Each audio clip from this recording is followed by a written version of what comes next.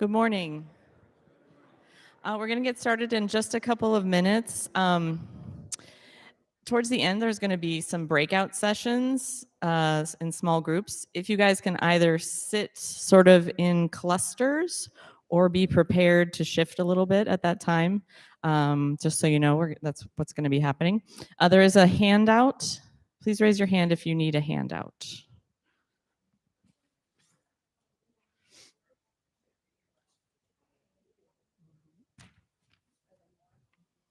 Anybody else that I missed? Okay.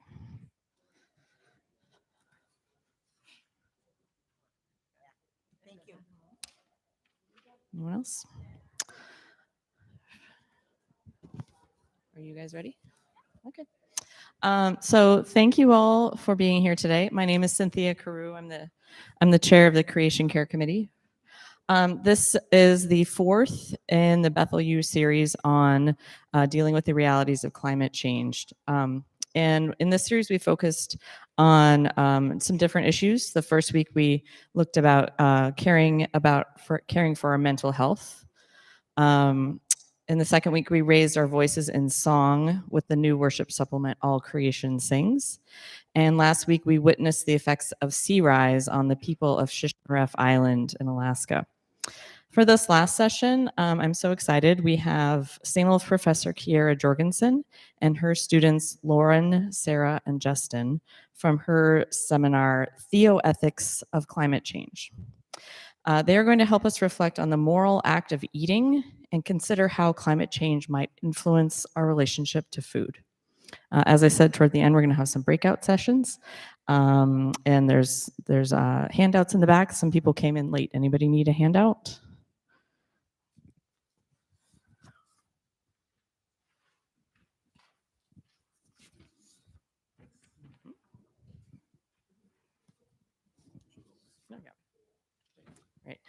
Great. So with that, please help me welcome our speakers.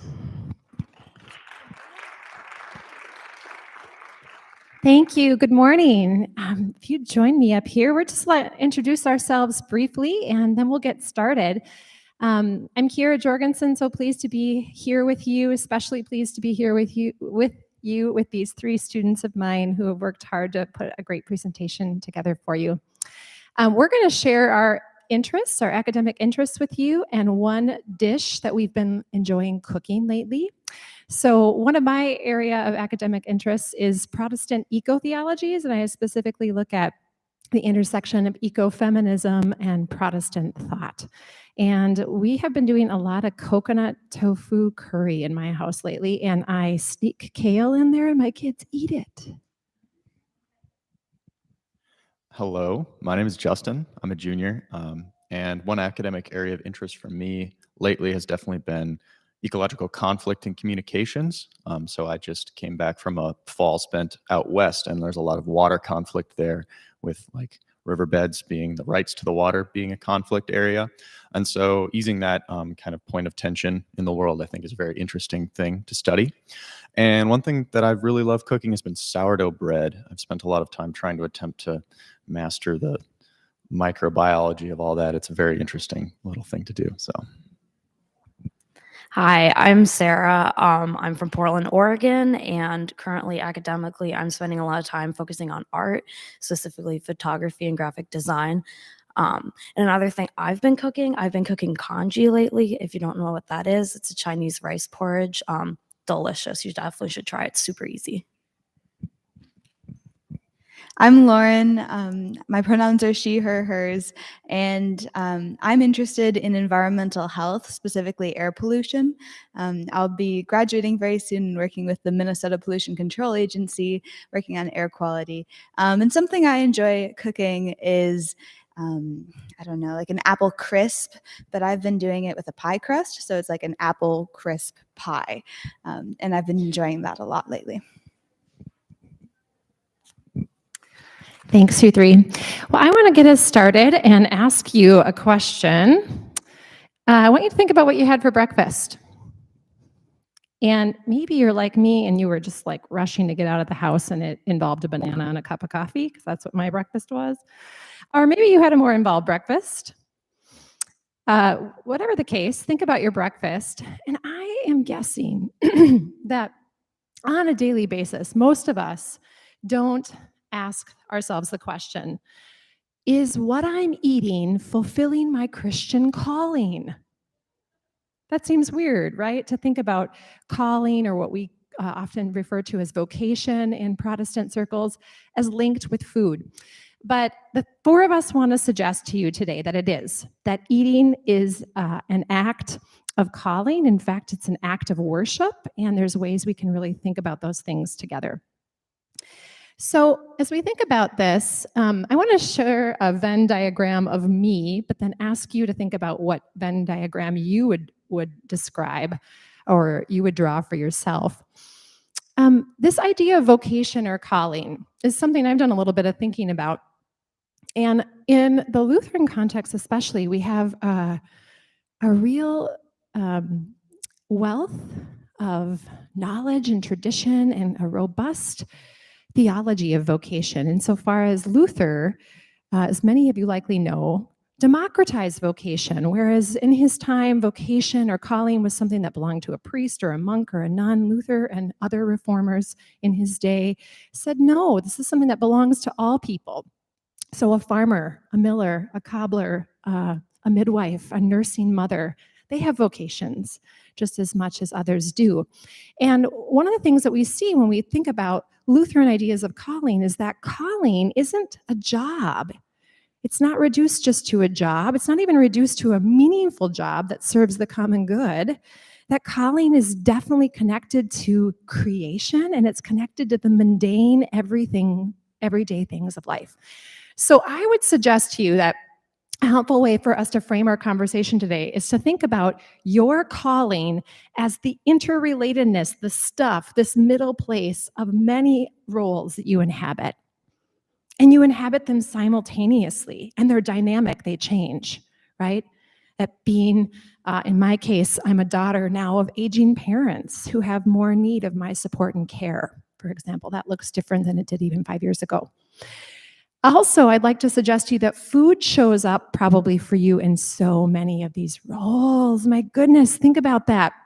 I'm thinking about food all the time as a mom. I love to cook with my spouse. We're thinking a lot about where do we get our food? How do we model eating well for our kids? It's something I'd like to do with my friends. I teach on that topic.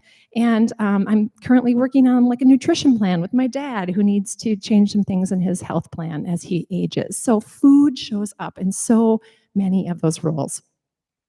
It shouldn't surprise us then that it also shows up in the scriptures.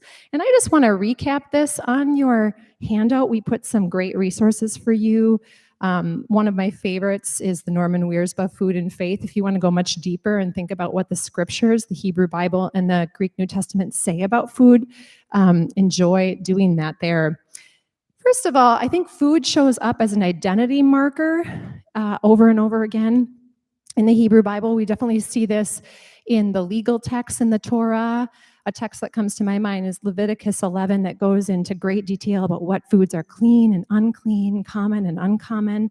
And of course, in the Greek New Testament, many of you may recall that Peter has this vision. We read about it in Acts 10, this vision that he is to go kill and eat. And he's said that he's told in this dream that he can eat foods that are unclean.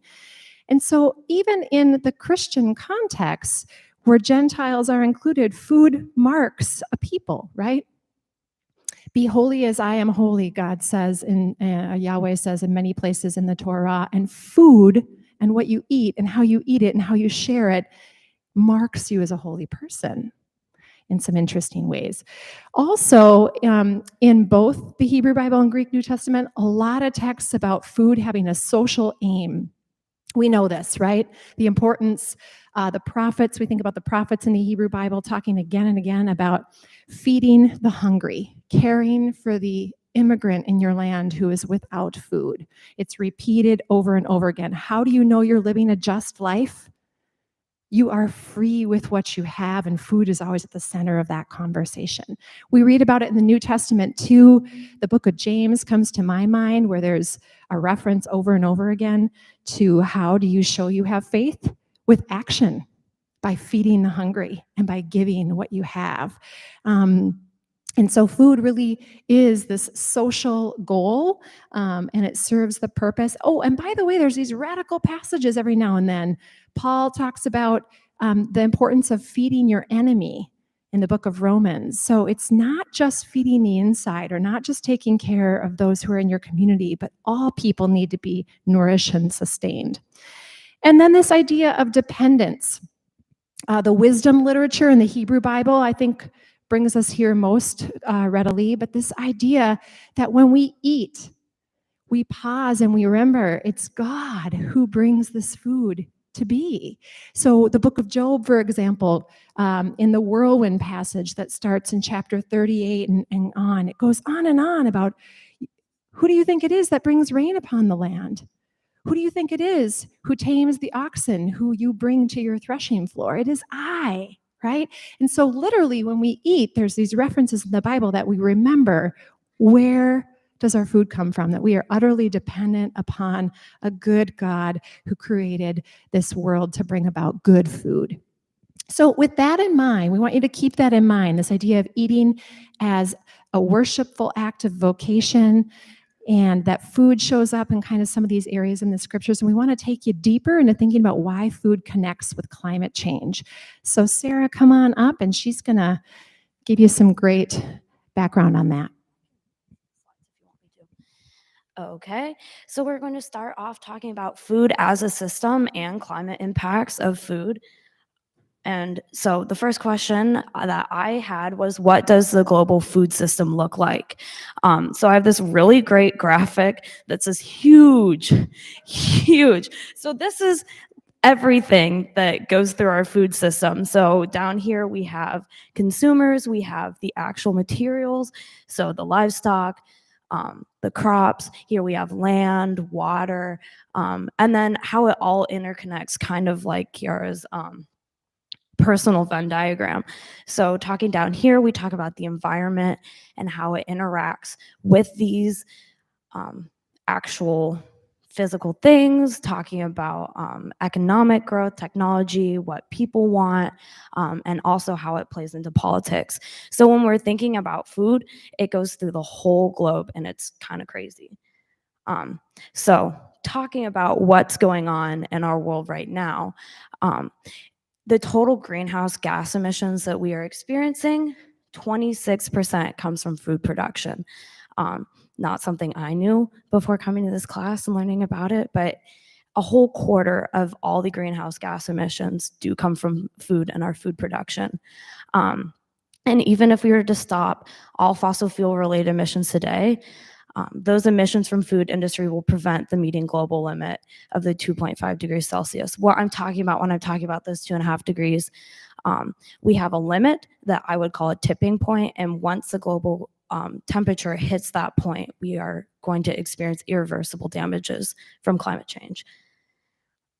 So talking about our food system, I like to break it down into these small 7, better than that big globe chart. So we start with our food production, then we move on to distribution, processing, marketing, market and stores, consumption, and waste.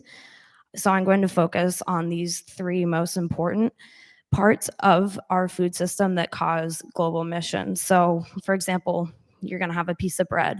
So we start with our food production. The wheat has to be grown, the eggs, all the other things that go into this bread.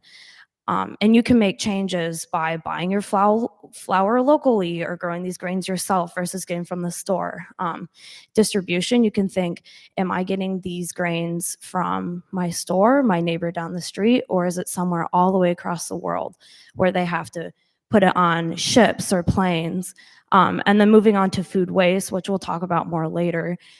Am I eating all of this? Is it going moldy in my fridge before? So I like to point out these 3 main steps of our food system as places where we can make big changes in reducing our own carbon emissions.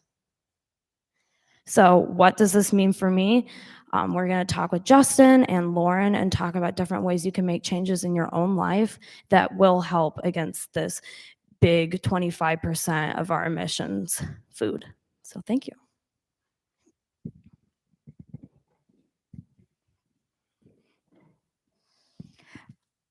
All right, so I'm going to be talking to you about healthy foods that are good for your body and also good for the environment around you.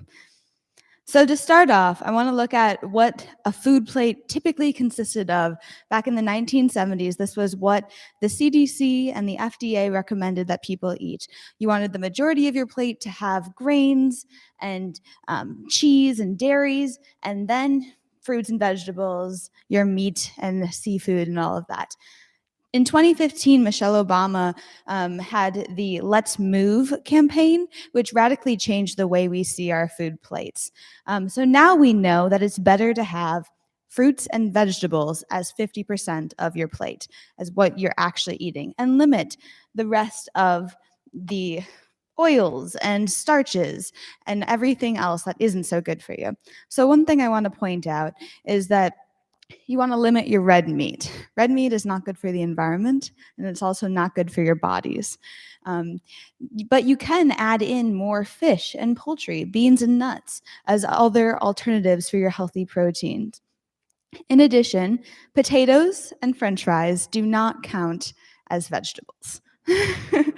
So when you're thinking about your vegetables, those don't get to get added in. Those actually count in your not good oils and your sugars because they break down into sugars. So those are a couple things to consider when you're thinking about what's actually going onto your plate. In terms of what you're eating, non-organic produce contains a ton of pesticides and harmful chemicals. 70% of tested vegetables by the Environmental Working Group were actually contained harmful pesticide residues.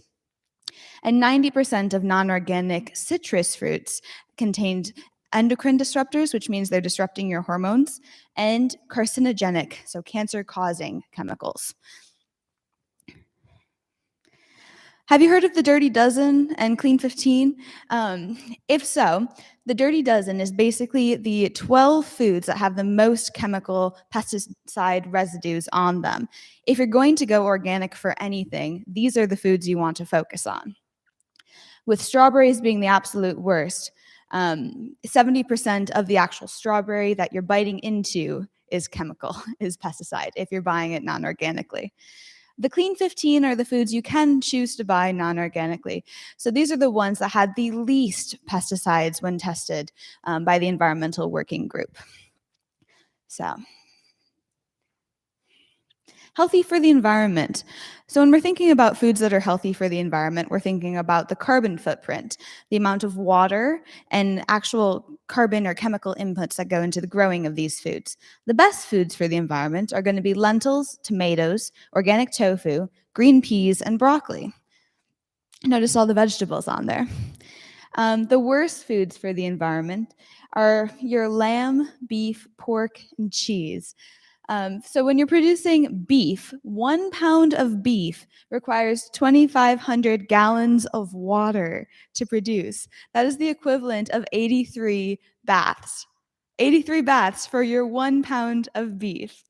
And cheese. 1 pound of cheese is 896 gallons of water to produce, and 15 pounds of carbon dioxide released into the atmosphere for that 1 pound of cheese. So if a family of 4 were to leave out meat and cheese for just 1 day a week per year, or for a year, it would be the equivalent of saving 5 weeks of driving. Think about that. That's 5 weeks of driving on your daily basis, or reducing the individual daily shower time by 3 minutes. That's your everyday shower, reducing it by 3 minutes. So that's the final thought that I want to leave you with. Think about what you're eating that's good for the environment and good for your body. All right. I'll just put that there. And so with that final thought of, being able to cut out certain foods having such a big impact, it sounds awesome. How do we do it? And I kind of arrived at the conclusion or the thought that you can think of preparing food like a form of worship. And so what I mean by that is we all take time out of our day to kind of come, well, you all have come here, take time out of your day, have some discipline and come in and worship God, put yourself forward, have the discipline to worship spiritually. And so I like to think of like preparing food as worshiping the world, doing good for the world, for yourself, and for the people that you share food with. And so I've kind of broken it down into these 5 categories of ways where thinking about food as worship can have a positive impact. So when growing, where is your food grown? Thinking intentionally about where you're getting your food from, whether you're growing it yourself, whether you're buying from someone you know personally. Purchasing your food, so thinking about how far away does your food come from to get to you and who is involved in the process of getting it to you. Thinking deeply about that is very important. Preparing, are you buying prepackaged meals? How much extra waste gets thrown away when you make those meals versus when you prepare it yourself? And enjoying together. So sharing your food with others is actually surprisingly has a huge impact on the environment. The more happy people we have in the world, the less emissions we make. And reusing. So thinking about how much waste you make when you're cooking and how you can reduce it. And are you eating everything on your plate at the end of the day? And I think the big question is, could someone else have used that food better that you might have wasted? So I kind of broke it down into 3 categories: fast food, quick food, and thoughtful food. And so it kind of goes from left to right, from easy to difficult choices, and from bad choices for the earth, for yourself and others, to amazing choices for the earth, yourself, and others. So on the left, if I were to go to Mac Shack and get a quarter pounder, it's extremely easy for me. I just pay, what is it, like $5, and a quarter pounder appears on my plate magically. And it is absolutely terrible for me. I will feel like garbage for the rest of the day after eating that quarter pounder. It's not great for the people that are making it. So the people involved in the supply chain of getting that beef probably aren't paid very well, and the people making the burger aren't being paid very well. They're not being paid a standard living wage. And so you've got people who are suffering in the supply chain. I'm suffering because I'm not eating good, and the beef that's being raised is not being raised well either. And so that's why that's a terrible choice for the environment and yourself. Quick food is kind of like a middle ground. So if I were to go to the grocery store and get some frozen beef patties and buy some buns and make the burger myself-ish, that's kind of a middle ground, you know. I'm just thawing the beef and I'm putting it together, but I'm cutting out someone bringing me the food. And so I kind of understand, okay, what goes into making a burger? I grilled it myself. But that's not quite the best, because at the end of the day, what I could have done is I could have gone to my neighbor who I know owns beef cows. I could have bought a half of a cow in advance, kept it in my freezer, and then learned, you know, what went into growing that beef and was the cow treated well. I could have made, you know, using my excellent sourdough skills, some buns for myself, and understood, you know, the time and the practice that it takes to really make that food. And so when I have that mental connection to know, okay, this is where my food is coming from and this is what goes into it, I'm more closely, you know, ingrained into the world, and I have a better understanding of the impact I'm having on it. And so what does an everyday example look like? So this is kind of my journey to food as worship. So last fall, I lived in a cabin and an off-campus study program in like rural Oregon. And I lived with 4 other people, one of whom was a vegan. And the whole deal with that was food was not provided for us, despite us being students. And so we spent a lot of time every day cooking for ourselves, cooking for others, and sharing in the food making experience. And so I feel like I grew a lot because I've never been in a scenario where I didn't have a parent cooking for me, or I didn't have the wonderful St. Olaf calf giving me food. And I found that I was more deeply connecting to the food that I was eating because I was so involved in making it. And especially because I was cooking for a vegan, I cut meat out of my life for a good long while. And I realized what's important in my food. I realized, like, maybe I don't need red meat every day. You know, it's not something that I felt was necessary. So pushing myself to think deeply about that and think intentionally about it actually had a huge impact and made me feel a lot better about the way I was eating.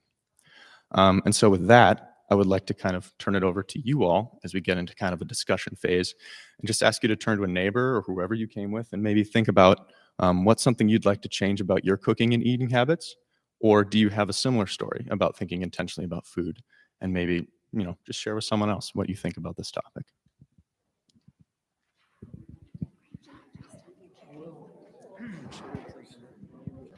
Feel free to join a group. Listen in. Great job.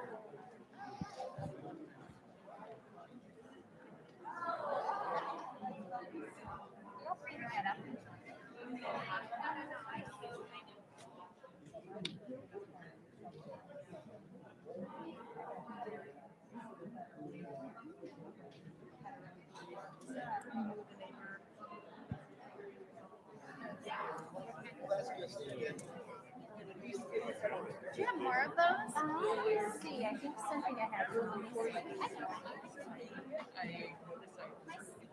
Cynthia, sorry. Do you have any more of these? I can go make some more. Oh, don't worry about it. No, it's okay. No, we have. Is there an extra I can give to my mother? Yes. When do we? Absolutely. So officially 10:30, but worship doesn't start till 10:45. Okay. Do you have some more questions in mind? I would say like 10:40 would be great.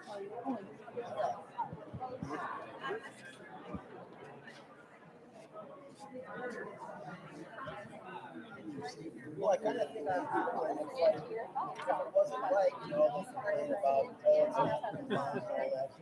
So if you want this one,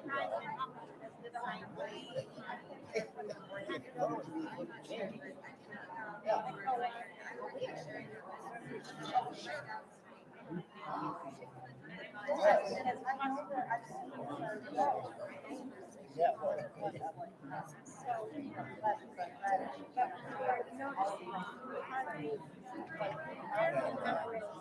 It just takes my son loves to cook, and his girlfriend, they comes out the meals. They cook something. It's like a can of this and a can of that. There you start now, chopping it up, you know, whatever they got to do. Oh, it's so good. I know we're up here. And he said, what's ramen for lunch? Ramen and Boy Scouts, you know, bag of ramen.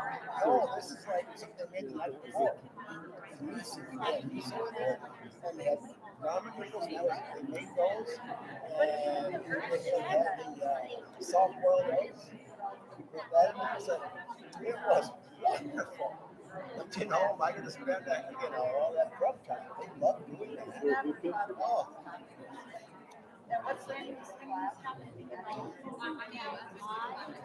Oh yeah. And so, yes, I think they do. I think it's hard to make something. They have enough for a day or two. But I'm just thinking back, you know, in the old days when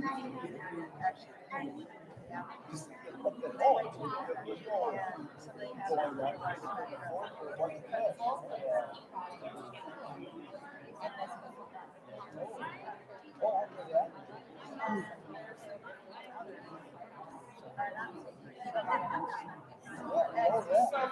I bet.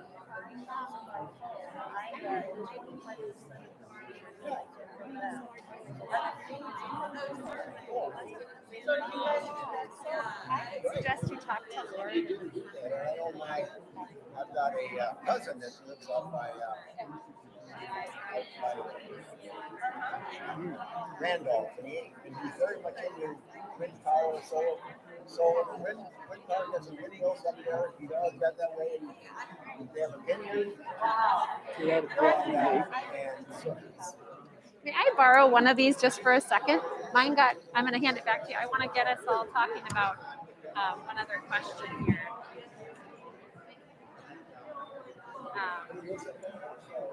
Yes, let's see here. I'm impressed.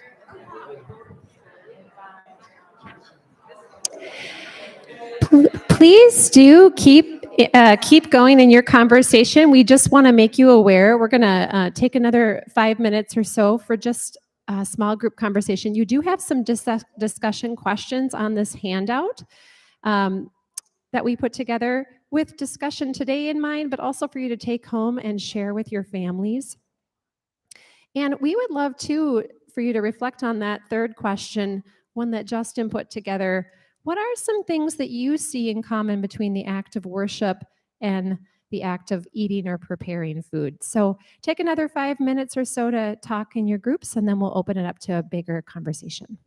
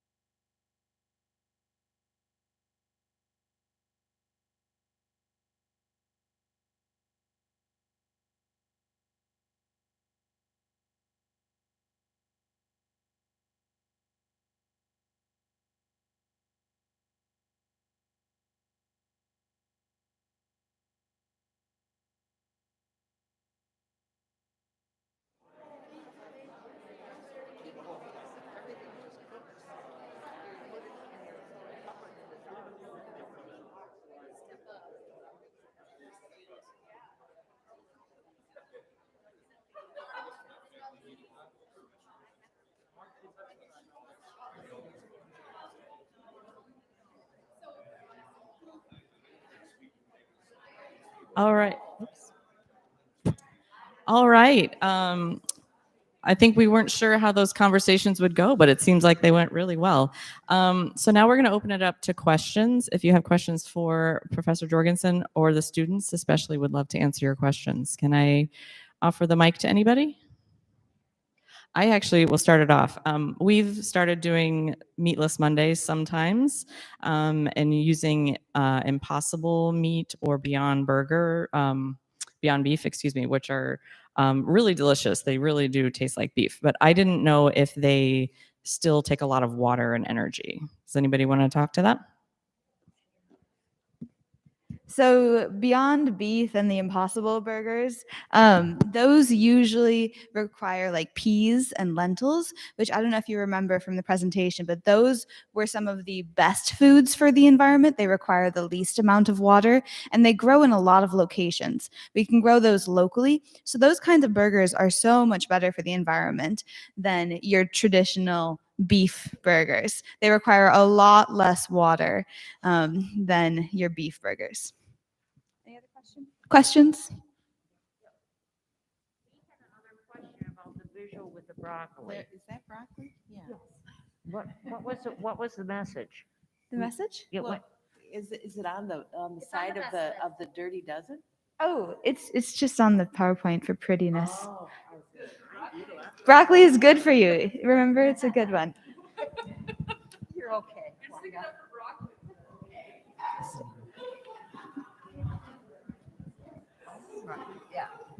Say more about cheese.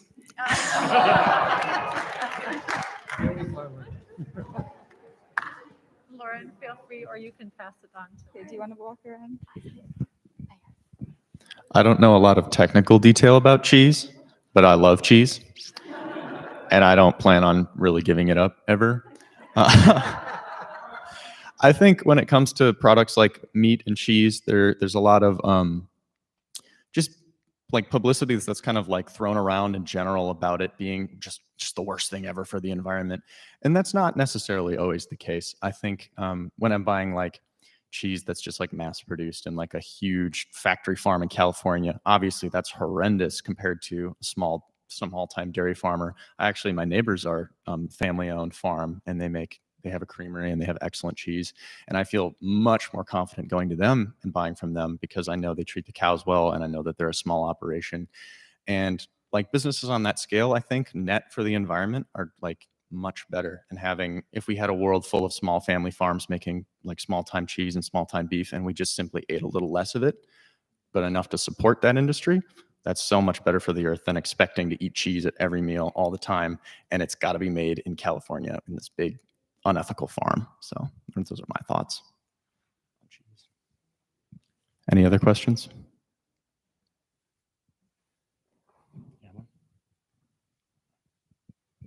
What about some of these greenhouses that may be local, but are using energy for light? And I don't know about water, or do you know any more about that? So I've worked on several farms at this point, and some of them have tons of greenhouses or hydroponics where it's all water, or even like the fish hydroponics where they have fish going and then lettuce growing on top of those beds. And one thing that I think people don't understand about greenhouses is that you can grow a lot more vegetables. You can like multi-crop. So you can have your tomatoes growing super tall, like 8 feet tall, and then you can have your lettuces down below, and beets and onions and lots of other vegetables packed really tightly together in greenhouses. And you can grow them at a very stable temperature and stable conditions. It's easy to grow a lot of food in greenhouses. The energy side of thing is very complex, because if farms have solar panels or, wind turbines or something like that, that's powering the light or the water, getting that locally, there's a lot of complexities to like where you're getting your food. But I think the main takeaway that Justin was saying is finding out where your food is coming from. If you're buying it from, say, Sharing Our Roots or one of the farms that is local to here, and actually getting a CSA where you're going to the farm, you're picking up your food, you know that they just grew that for you. That's so much more sustainable in our mind and better for the earth and better for our local economies than buying from, say, Cub Foods. And I think somebody else, I don't remember who I was talking to, somebody else mentioned buying in season. You know, just because we can get strawberries right now doesn't mean we should, you know. But buying the frozen strawberries that were produced when they were in season, perhaps locally, I know you can buy those at Just Food. That is much better for the environment, but than buying the fresh strawberries that came from California or Arizona. I'm going to put Sarah's slide up with the food process just as a visual reminder for us, because I love that she's drawing us to think about kind of tuning into what area could you focus on, whether it's distribution or production, and thinking about one of those areas to make some changes can make it feel a little less overwhelming, I think.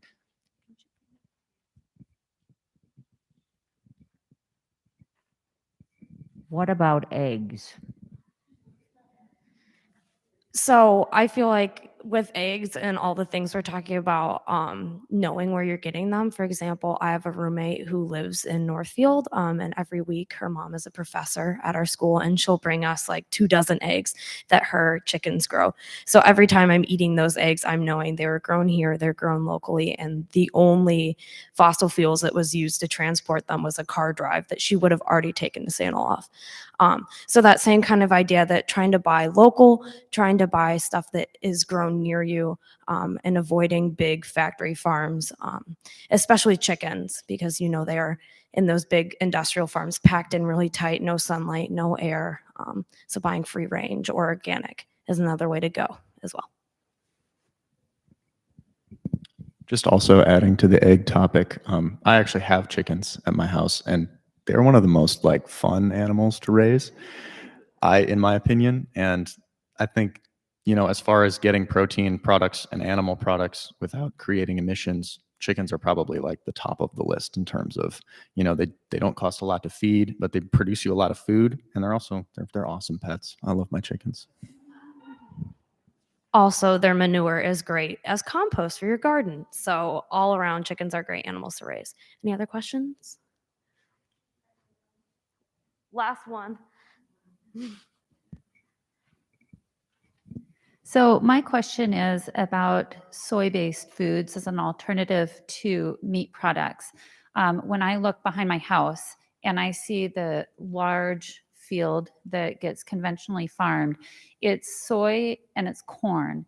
And when you take a look at most of the packaged products you eat, there's almost always soy and corn in there. And so when you look at, if you eat packaged products throughout a week, you have a large amount of soy and corn in there. And we're tiling the fields. We've seen some challenges with the levels of water in the Cannon River at times and flooding.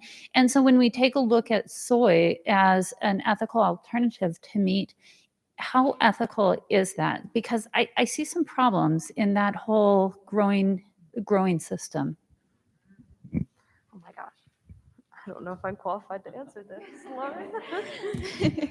Question. I feel like I'm the scientist in the room right now, but hey, I don't know all the answers. I'm only a senior at St. Olaf College, okay? But for the soy question, again, it's complicated. So a lot of the farmers in Northfield are doing cover crops, where they plant legumes or some other kind of alfalfa is a common cover crop between seasons. So for their corn, and when they're switching between corn and soy, they have no-till and doing cover crops. That's better for the water systems and preventing a lot of runoff and creating healthier soil to increase the water quality and the soil content, organic content of those farm soil. Granted, I personally try to avoid corn and soy as much as I can in my diets. You can read the ingredients and you can find alternatives, but it's really up to you and your plate. When you're forming your plate, soy and corn, they're not the healthiest vegetables for your bodies. There are alternatives like peas, you know, and tofu is soy, but there are other lentil-based tofus that you can find. Oh, yeah. One other thing I wanted to just add to that is the political economy around food in America is very much a monocrop culture. And so unfortunately, all of our products are kind of based around the idea that if we can make it out of corn, we're going to make it out of corn. Pepsi is 100% water and corn products. Like it's all corn chemical derivatives that they can use an entire field of one crop to make a product. They're going to do that. And unfortunately, there's not a lot we can do as like small time consumers to change that politically.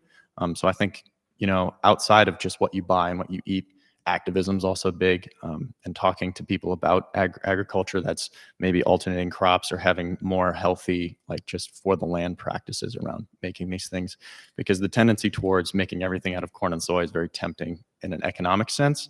But the reality is when we actually make our food out of real products that are like diverse, it's just a lot better for the earth. And so it's not just consuming that we can do to help with that. We've also just got to speak up. Sorry, last thing. You can vote with your wallet, okay? So what you're buying, when you're putting your money into a certain like organization or food source, you can vote with your wallet, okay? Just think about that.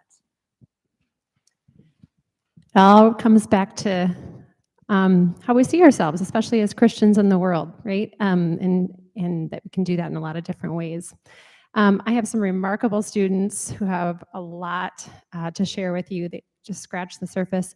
We are going to stay out here in the narthex, so if you want to have a one-on-one conversation with any of them, they're available. And thank you so much for having us this morning. Have a great rest of your day.